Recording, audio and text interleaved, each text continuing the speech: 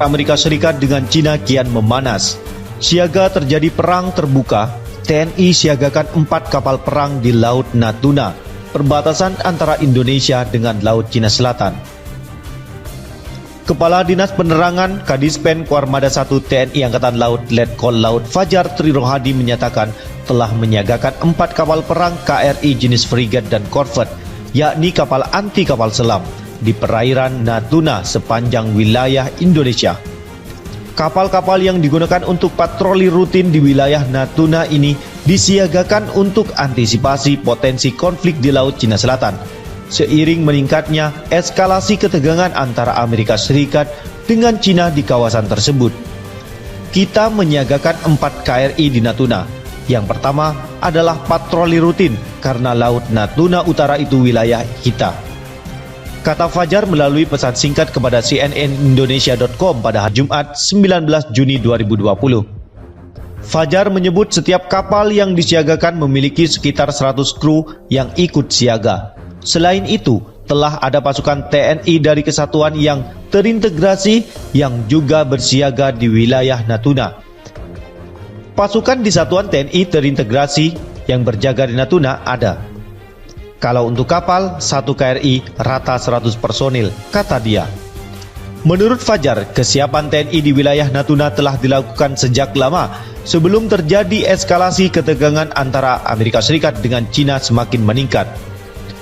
Pasti kita akan terus melindungi kedaulatan dan kepentingan NKRI. TNI Angkatan Laut dalam hal ini Kuarmada 1 terus menyiagakan unsur KRI di Natuna dan antisipasi meluasnya dampak naiknya tensi di Laut Cina Selatan, ucap Fajar. Eskalasi ketegangan antara Amerika Serikat dengan Cina di Laut Cina Selatan kembali meningkat belakangan ini, dipicu manuver Amerika Serikat yang menerjunkan 3 kapal induk di kawasan tersebut pada hari Kamis pekan yang lalu. Ketiga kapal induk itu masing-masing USS Theodore Roosevelt, USS Nimitz, dan USS Ronald Reagan. Masing-masing kapal induk dilaporkan mengangkut 60 pesawat pada hari Kamis yang lalu. Laut Cina Selatan sendiri menjadi salah satu titik rawan konflik antar negara. Di kawasan ini, sejumlah negara saling mengklaim atas kedaulatan teritorial berikut pulau-pulau di sekitarnya. Negara-negara yang terlibat saling klaim kedaulatan antara lain yakni China, Vietnam, Malaysia, Filipina, Taiwan hingga Brunei Darussalam. Posisi Indonesia seperti ditegaskan Menteri Luar Negeri Retno Marsudi adalah konsisten berdasarkan norma internasional yang tertuang dalam Konvensi Hukum Laut PBB atau UNCLOS yang disahkan pada tahun 1982. Di Laut Cina Selatan, Indonesia memiliki klaim tumpang tindih terkait perbatasan maritim hanya dengan Malaysia dan Vietnam, kata Retno.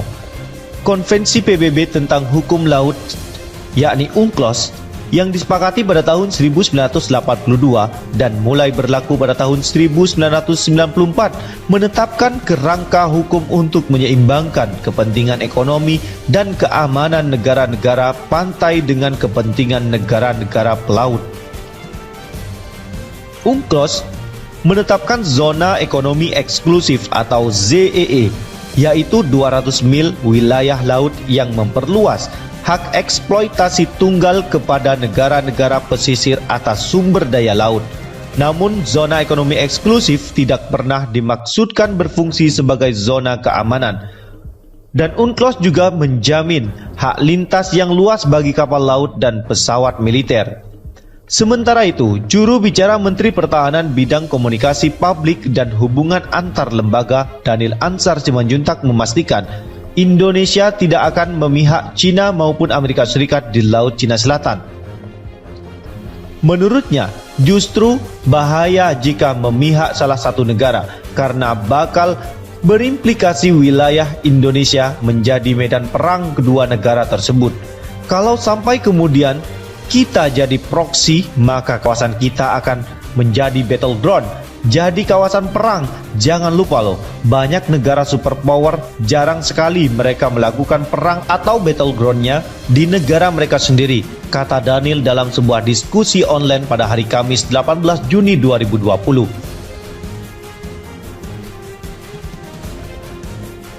Ketegangan yang terjadi antara China dengan Amerika Serikat yang semakin memanas, bahkan kapal perang keduanya sempat hanya berjarak sekitar 100 meter. Ketegangan China dan Amerika Serikat sudah semakin meruncing dengan saling menunjukkan kekuatannya di Laut Cina Selatan.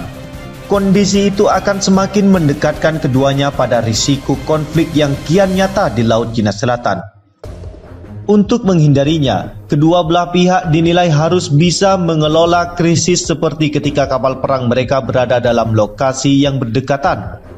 Seorang sumber militer dari China mengatakan bahwa dalam satu insiden di bulan April, kapal-kapal dari kedua negara saling berdekatan sejauh 100 meter.